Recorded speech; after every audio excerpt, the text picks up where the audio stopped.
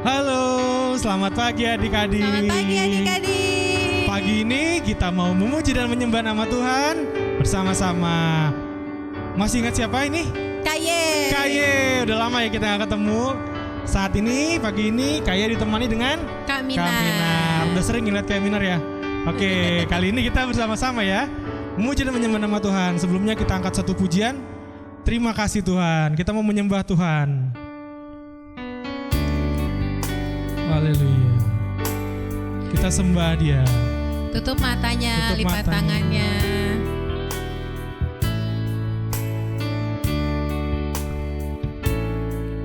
Terima kasih Tuhan untuk kasih setiamu yang ku alami dalam hidupku.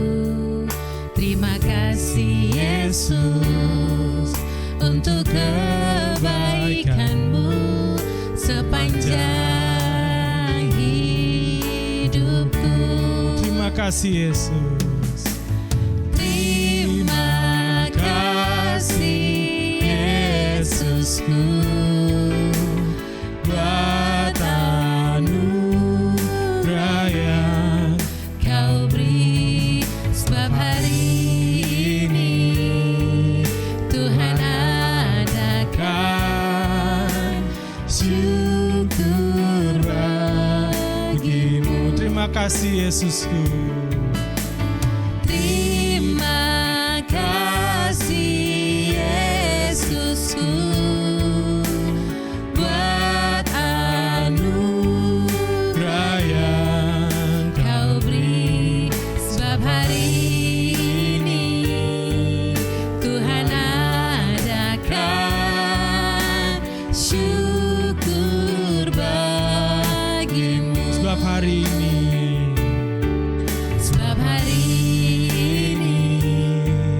Tuhan adakan syukur bagimu. sebab hari ini Tuhan adakan syukur bagimu. syukur bagimu. Syukur bagimu. Syukur bagimu Tuhan. Syukur bagimu.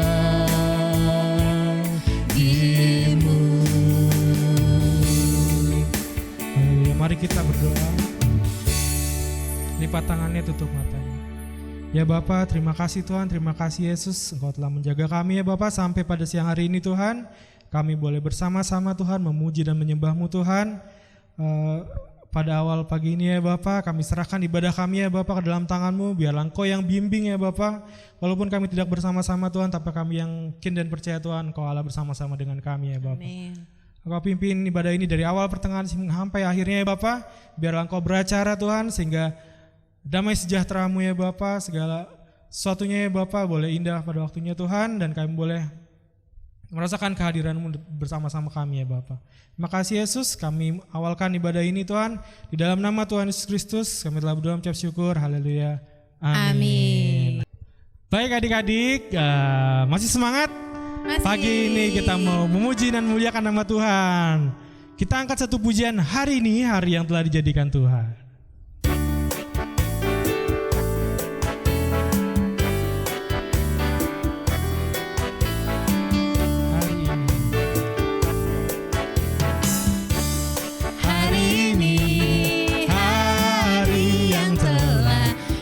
Jadikan Tuhan, mari kita bersuka.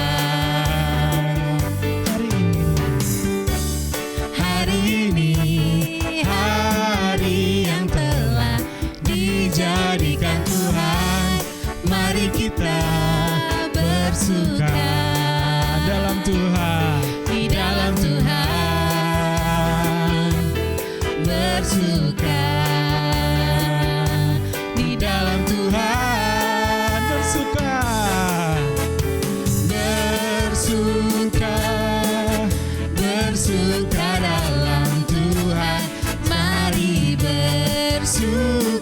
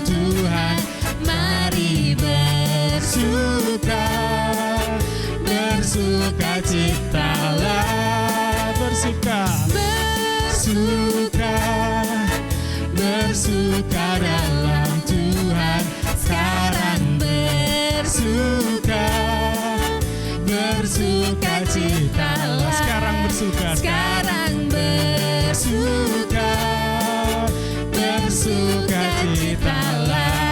Haleluya. Puji Tuhan. Puji Tuhan. Kita naikkan lagu selanjutnya. Hati yang gembira adalah obat yang manjur. Kita bangkit berdiri ya, kita pakai gerakan. Hati yang gembira adalah obat yang manjur, Seperti obat hati yang senang, tapi semangat yang patah. jadikan Tuhan. Hati yang gembira, Tuhan senang. hati yang gembira adalah obat Yang manjur, seperti obat hati yang senang, tapi semangat yang patah teringkan tulang. Hati yang gembira, Tuhan senang. hati yang gembira Tuhan senang. Hati yang Gembira, Tuhan senang, hati yang gembira, hati yang gembira, Tuhan senang. Beri kemuliaan bagi Tuhan. Kita harus gembira ya, biar Tuhan senang dan kita juga sembuh dari segala penyakit kita. Amin. Amin. Selanjutnya saya serahkan ke Kakak Mina untuk memuji memuliakan Tuhan. Oke adik-adik, Kak Minar mau tanya nih, siapa yang tadi pagi sarapan roti? Saya. Nah itu ada tuh Kak Iras tuh sarapan roti tuh. Nah kita sekarang mau angkat pujian yang berhubungan dengan roti. Apa ya yang berhubungan dengan roti? Masih ingat nggak? Ayo Kak David, kita angkat pujian Kau temanku, ku temanmu. Kita pakai gerakan ya.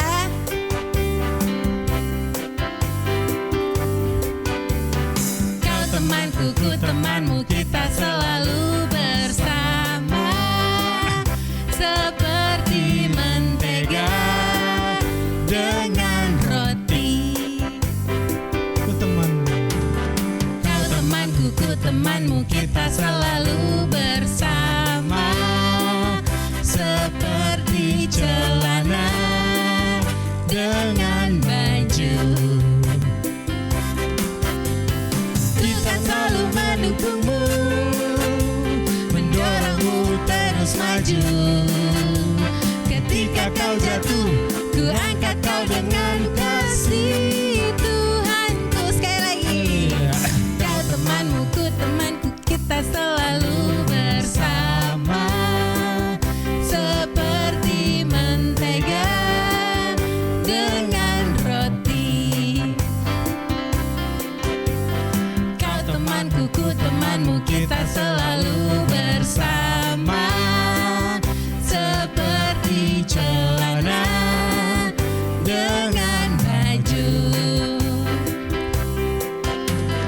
Ku kan selalu mendukungmu, mendorongmu terus maju. Ketika kau jatuh, ku angkat kau dengan kasih Tuhanku. Kau temanmu, ku temanmu, kita selalu bersama. Seperti mentega dengan roti. Seperti celana dengan baju. Seperti celana dengan baju. Haleluya, puji Tuhan. Oke adik-adik, sekarang kita mau siapkan hati kita untuk mendengarkan firman Tuhan. Kita angkat pujian Karya Terbesar.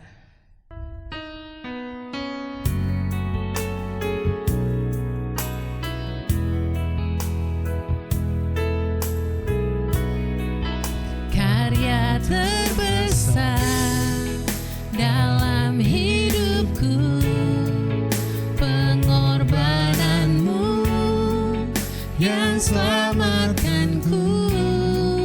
Engkaulah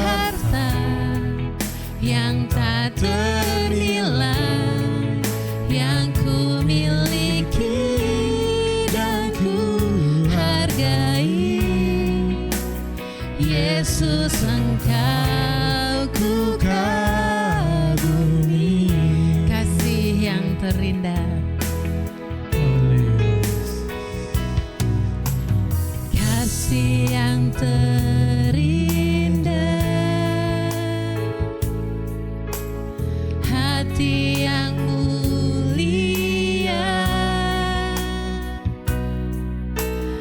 hanya ku temukan di dalam-Mu,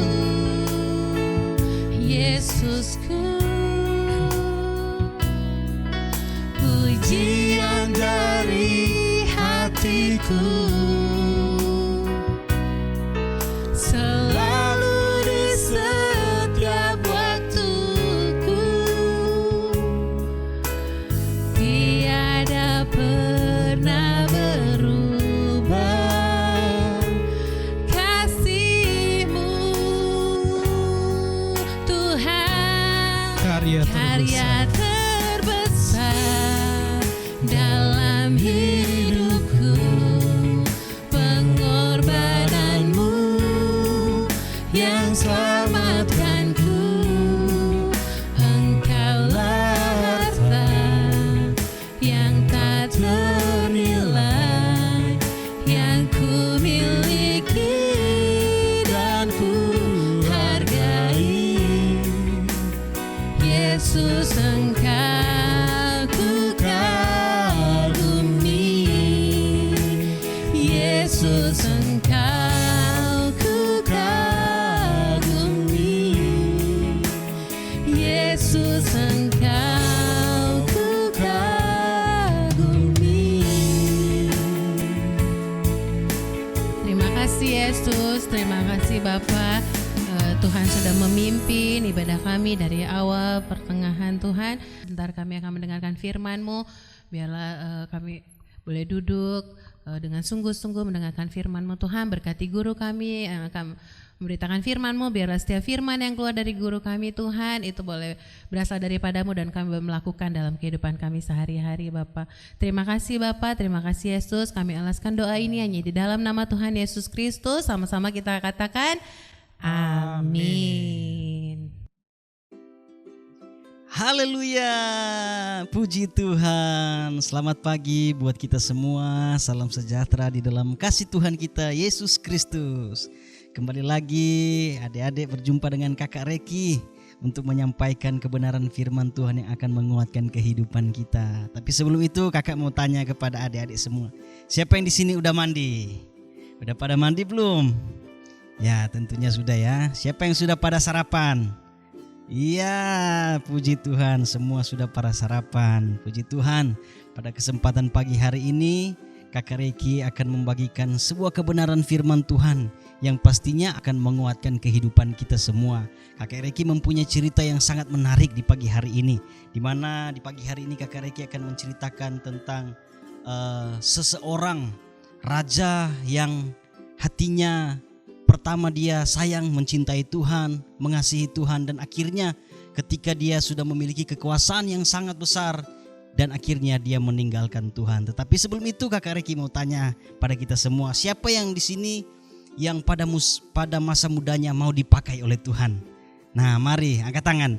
Siapa yang di sini pada masa mudanya mau dipakai dengan heran dan luar biasa oleh Tuhan? Mana tangannya, mana? Aduh, sedikit yang angkat tangan. Sekali lagi, siapa yang di sini mau dipakai dengan luar biasa oleh Tuhan di masa mudanya? Haleluya. Nah, itu. Di sini Kakak Reki akan menceritakan kisah yang ada di 2 Tawarik 26 ayat 1 sampai 23. Di sana menceritakan kisah tentang Raja Uzia. Tentunya kita semua sudah pernah mendengar kisah ini, tetapi tidak mengapa, Kakak Reki akan mengingatkan kembali untuk kita semua bagaimana kisah seorang Raja Uzia ini yang awalnya dipakai oleh Tuhan dengan luar biasa. Setelah dia dipakai Tuhan dengan luar biasa, akhirnya dia meninggalkan Tuhan. Nah, pada zaman kerajaan dahulu, bangsa Yehuda pada waktu itu memilih atau menobatkan seorang raja, dan mereka memilih Raja Uzia ini, dan Alkitab mencatat raja Uzia ini berumur 16 tahun. Jadi masih muda dia sudah menjadi raja, dipilih oleh bangsa Yehuda pada waktu itu untuk menggantikan ayahnya yang sudah meninggal yang namanya Amasiah. Jadi raja yang umur 16 tahun ini dipakai Tuhan dengan luar biasa di masa mudanya. Alkitab berkata di dalam 2 Tawarik 26 ayat yang ketiga, Uzia berumur 16 tahun pada waktu ia menjadi raja dan 52 tahun lamanya ia memerintah di Yerusalem. Jadi Uzia ini menjadi raja dan memerintah di Yerusalem selama 52 tahun kata firman Allah. Nah, pada awal masa pemerintahan dari raja Uzia ini, dia sangat takut kepada Tuhan. Dia sangat mencintai Tuhan, dia sangat dekat dengan Tuhan, dia sangat memperhatikan setiap apa yang difirmankan dalam kehidupannya. Dia sangat mencintai Tuhan pada waktu itu. Tetapi di waktu pemerintahannya dia dimentori oleh yang namanya Nabi Zakaria. Nabi Zakaria terus memperingatkan kehidupannya untuk melakukan hal yang baik. Nabi Zakaria terus memperingati kehidupannya untuk melakukan hal yang benar di mata Tuhan. Seperti Amasiah ayahnya yang telah meninggal, yang telah mencintai Tuhan sebagai raja dan akhirnya meninggal. Jadi Nabi Zakaria memperingatkan kepada raja Uzia ini untuk melakukan hal-hal yang baik di mata Tuhan seperti ayahnya Amasiah. Nah, di ayat yang kelima berkata begini, ia mencari Allah selama hidup Zakaria, yang mengajarkannya supaya takut akan Allah. Dan selama ia mencari Tuhan, Allah membuat segala usahanya berhasil. Jadi selama Raja Uzia ini mencari Tuhan, Alkitab mencatat tadi sudah kita dengar di ayat yang kelima, bahwa Allah membuat segala usahanya berhasil. Segala apa yang diharapkan dari Raja Uzia dibuat Allah berhasil. Bahkan Alkitab mencatat di ayat 9 sampai ayat yang ke-15, di sana Raja Uzia mendirikan atau membangun tembok-tembok kota di Yerusalem, membangun menara-menara di Yerusalem, membuat sumur-sumur untuk kebutuhan hidup dari manusia-manusia yang ada di sana dan juga kebutuhan-kebutuhan hidup hewan-hewan yang ada di sana. Bahkan Raja Uzia juga membangun atau membangun suatu kebun-kebun untuk kebun anggur mereka, untuk mereka makan, untuk kebutuhan hidup mereka. Bahkan Raja Uzia, apa yang dibuat Raja Uzia semuanya dibuat berhasil oleh Tuhan. Nah, itu orang yang dekat dengan Tuhan. Ini menjadi pelajaran dalam kehidupan kita. Ketika kita mau dekat dengan Tuhan, ketika kita mau setia dengan Tuhan, Alkitab mencatat Allah akan membuat segala usahanya berhasil. Kenapa kita harus berhasil? Kenapa segala usaha kita berhasil?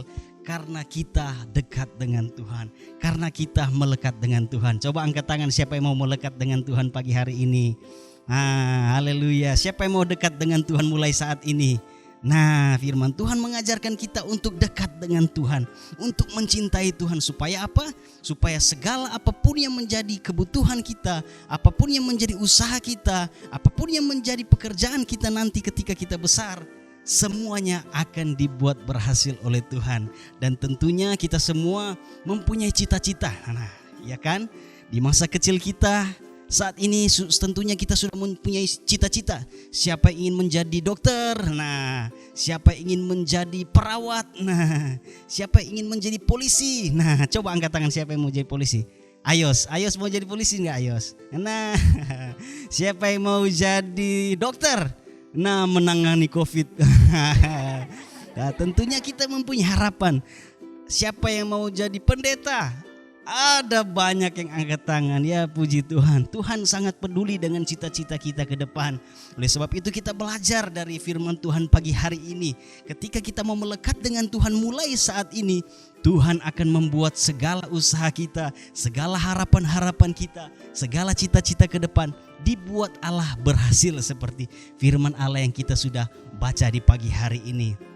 Di ayat yang ke-7 dan ayat yang ke-8 berkata begini, Allah menolong Raja Uzia ini terhadap orang Filistin dan terhadap orang Arab yang tinggal di Gerbaal, dan terhadap orang Meunim, orang-orang Amon membayar upeti kepada Uzia. Namanya termasyur. Nah, nama Uzia termasyur sampai ke Mesir karena kekuatannya yang besar. Jadi pada waktu dia menjadi berkuasa, pada waktu Raja Uzia ini berkuasa di Yerusalem, dia ditinggikan oleh bangsa-bangsa lain. Dia dimasyurkan oleh bangsa-bangsa lain, seperti kata firman Allah, namanya termasyur sampai ke Mesir karena kekuatannya yang besar.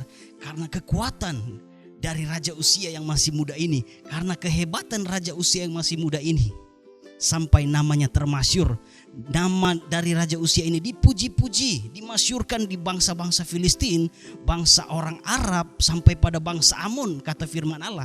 Karena dia hebat, karena dia kuat, karena dia gagah, karena dia hebat di dalam memimpin suatu kerajaan pada waktu itu. Tetapi ada tetapinya di sini, adik-adik yang terkasih di dalam Tuhan. Di ayat yang ke-16 berkata begini.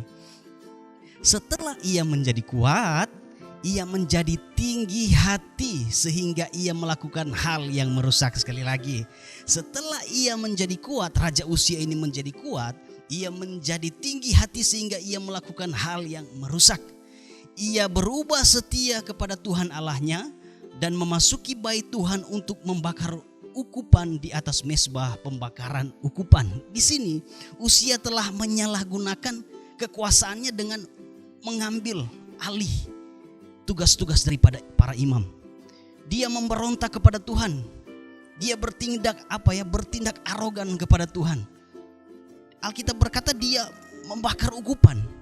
Dia berusaha untuk membakar ukupan di atas mezbah pembakaran ukupan. Sedangkan yang berhak untuk membakar mezbah ukupan di atas mezbah pembakaran ukupan hanyalah imam-imam keturunan Harun, bukan dia. Dia ini Raja Uzia ini bukan keturunan Harun. Jadi hanya imam-imam yang bisa menyalakan atau membakar ukupan di atas mezbah pembakaran ukupan. Tetapi di sini Raja Uzia mengambil alih tugas-tugas daripada para imam.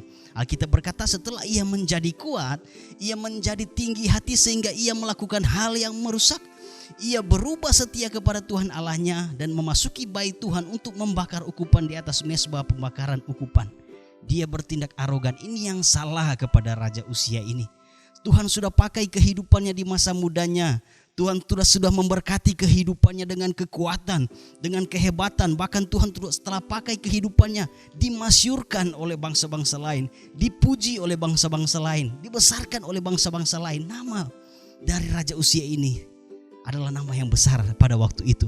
Tetapi sayang, di ayat yang ke-16 berkata dia tinggi hati. Dia menjadi sombong sampai-sampai dia bertindak arogan kepada Tuhan. Dia melawan Tuhan. Dia berkata, wah, saya kan ini berkuasa, saya kan ini hebat, saya kan ini jago. Kok nggak bisa bakar ukupan di atas mezbah pembakaran ukupan? Aku pun bisa. Tetapi Alkitab mencatat hanya keturunan Harunlah yang bisa membakar ukupan di atas mezbah pembakaran ukupan, bukan Raja Uzia ini. Nah, ini yang membuat Raja Uzia ini marah, dimarahi oleh Tuhan. Tuhan tidak suka dengan tingkah laku Raja Uzia ini karena tindakannya yang melawan imam-imam pada waktu itu. Oleh sebab itu ini pelajaran di dalam kehidupan kita adik-adik, supaya jangan melawan imam. Jadi kedua orang tua kita, mama papa kita di rumah adalah imam kita. Nah, jangan kita melawan imam. Jangan kita melawan orang tua kita, jangan kita melawan papa kita, jangan kita melawan mama kita.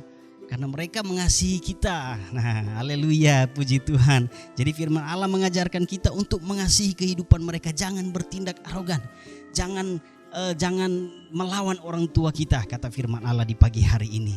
Nah, di dalam ayat yang ke-17 sampai 21 berkata begini. Tetapi Imam Asaria mengikutinya dari belakang bersama-sama 80 imam Tuhan, orang-orang yang tegas. Mereka berdiri di depan Raja Uzia dan berkata kepadanya, "Hai Uzia, engkau tidak berhak membakar ukupan kepada Tuhan. Hanyalah imam-imam keturunan Harun yang telah dikuduskan yang berhak membakar ukupan. Keluarlah dari tempat kudus ini, karena engkau telah berubah setia.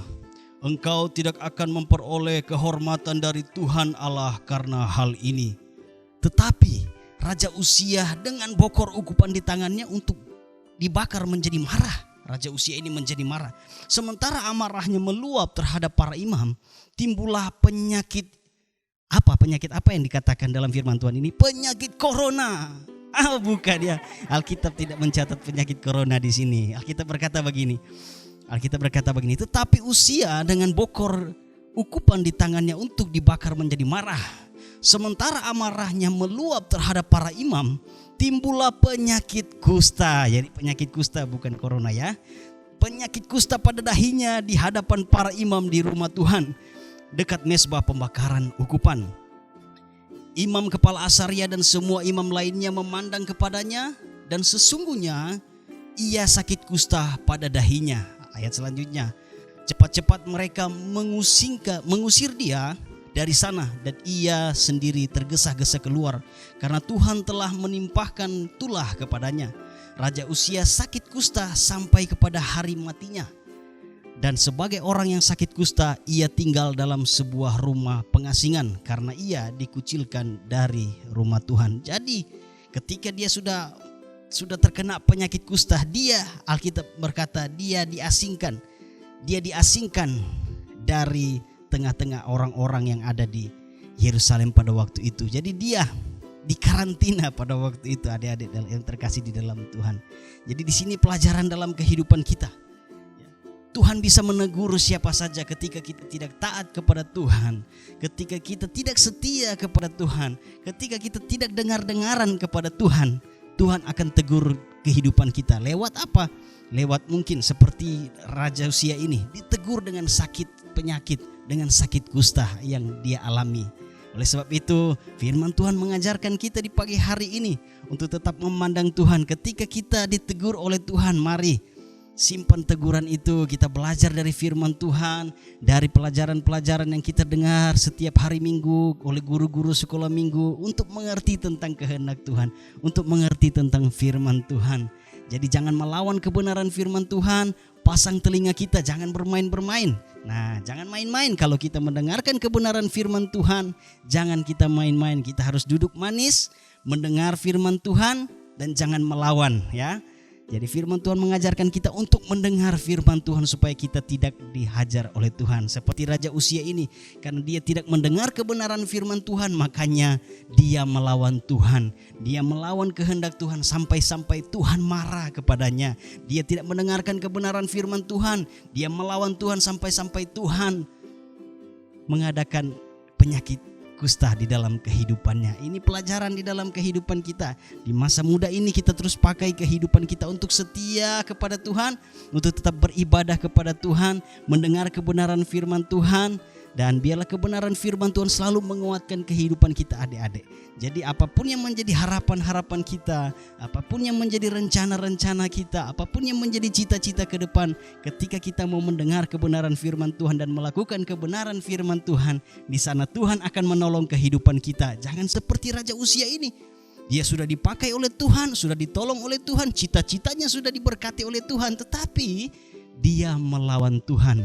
Dan akhirnya ketika dia sudah melawan Tuhan, Tuhan murka dalam kehidupannya. Tuhan mengadakan penyakit kusta di dalam kehidupannya. Karena apa? Dia tidak melakukan apa yang menjadi kehendak Tuhan. Dia melawan Tuhan. Jadi Uzia ditegur oleh Amasya ini untuk keluar dari pembakaran ukupan, ya, supaya tempat pembakaran ukupan itu tetap kudus, ya. Jadi hidup kita pun harus tetap kudus. Haleluya, puji Tuhan. Biarlah firman Tuhan pagi hari ini menguatkan kehidupan kita, membawa kehidupan kita untuk semakin dewasa, ya. Terlebih semakin dewasa akan kerohanian kita. Kita belajar dari sini. Raja Uzia menjadi sombong. Karena kesombongannya, maka Tuhan murka dalam kehidupannya.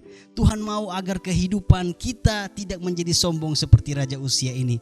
Tuhan mau agar kita terus mempunyai kerendahan hati di dalam kita mengiring akan Tuhan. Jadi di masa muda kita, di masa kita saat ini yang menjelang dewasa ini, kita diajarkan Tuhan pagi hari ini untuk tetap rendah hati, jangan sombong, ya. Raja Uzia ini karena kesombongannya, karena ketinggian hatinya, dia berusaha untuk membakar mezbah pembakaran ukupan, dan akhirnya Tuhan tidak suka dengan kesombongannya. Tuhan tidak suka dengan ketinggian hatinya. Jadi pelajaran di dalam kehidupan kita, jangan kita pernah menyombongkan diri kita. Sebab satu-satunya Tuhan yang layak ditinggikan hanya Yesus Tuhan kita. Layak diagungkan, layak dimuliakan hanya Tuhan Yesus. Kita hanyalah Allah Tuhan. Jadi kita semua ini hanyalah biji mata Tuhan. Jadi tidak ada Jadi jangan ada kesombongan di dalam kehidupan kita. Amin. Amin. Haleluya, puji Tuhan. Biarlah berkat Tuhan, firman Tuhan di pagi hari menguatkan kehidupan kita, membawa kita untuk semakin setia kepada Tuhan dan memiliki kerendahan hati dalam kita mengiring akan Tuhan. Puji Tuhan. Dan untuk ayat hafalan kita untuk minggu depan, kita buka di dalam Amsal 22 ayat 4. Berkata begini. Amsal 22 ayat yang keempat. Ganjaran kerendahan hati dan takut akan Tuhan adalah kekayaan, kehormatan dan kehidupan. Sekali lagi, Amsal 22 ayat yang keempat. Ganjaran kerendahan hati dan takut akan Tuhan adalah kekayaan, kehormatan, dan kehidupan. Jadi firman Tuhan untuk minggu depan sudah kita dengarkan dan menjadi hayat hafalan dalam kehidupan kita. Puji Tuhan. Mari kita satu di dalam doa. Terima kasih Tuhan Yesus untuk penyertaan kebaikan Tuhan di dalam kehidupan kami. Kami boleh beribadah kepada Tuhan. Kami boleh bersyukur kepada Tuhan di pagi hari ini. Kami boleh sehat, kuat. Bahkan kami boleh melaksanakan aktivitas kami di pagi hari ini semua karena kebaikan kemurahan Tuhan dalam hidup kami. Biarlah firman Tuhan yang kami dengarkan pagi hari ini dapat menguatkan kehidupan kami Tuhan. Biarlah apapun yang menjadi cita-cita kami ke depan ada semua di dalam tangan Tuhan. Dan rencana-rencana kami, harapan-harapan kami, masa depan kami adalah masa depan yang terindah. Masa depan yang penuh harapan yang akan Tuhan berikan di dalam kehidupan kami. Taruh terus kehidupan kami, hati yang terus bersyukur kepada Tuhan. Tidak ada kesombongan di dalam kehidupan kami, tapi kerendahan hati biarlah Tuhan terus taruh di dalam kehidupan kami Tuhan. Terima kasih untuk kebenaran firman-Mu. Kami bersyukur di pagi hari ini di dalam nama Tuhan Yesus Kristus. Haleluya, haleluya, puji Tuhan. Amin. Puji Tuhan.